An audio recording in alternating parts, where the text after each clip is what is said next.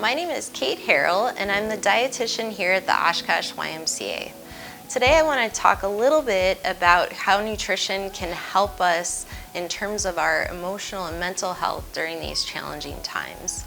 I'm going to come at this from a couple different angles. One, how we fuel the brain can impact how we feel. And so we'll talk a little bit about components of food and how that influences the brain.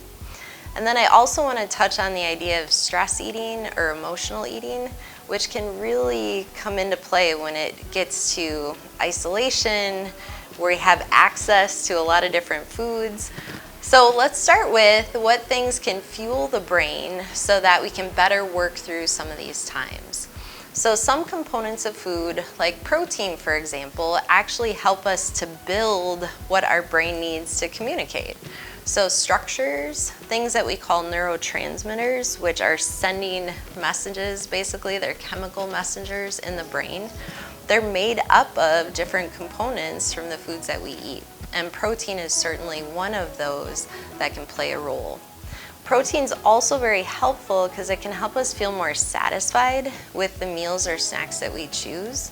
So oftentimes we might gravitate towards just a simple carbohydrate snack, especially when we're stressed. I know I do the same thing.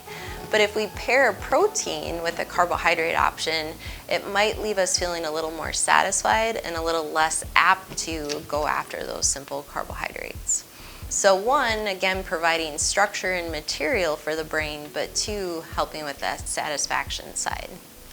Carbohydrates are important. They actually impact other neurotransmitters in our brain. One of those being serotonin, which some of you may have heard about, and that carbohydrate can interact with that in our body. Serotonin brings about kind of a calming effect, which connects the dots a little bit on that. So we do need carbohydrates, but we want to make sure we choose the healthier carbohydrates. So certainly fruits, vegetables, like grains that are going to have more fiber, so the high fiber options that'll leave us a little more satisfied. Want to try and avoid the simple carbohydrates. Oftentimes, especially if we tend to stress eat, that can just escalate. So we want more of the same thing, and it's not really leaving us satisfied in the end. So carbohydrates, protein, we also need healthy fats. So our brain actually is a pretty high percentage of fat. So in terms of structure, we need that nutrient coming in to support optimal brain function.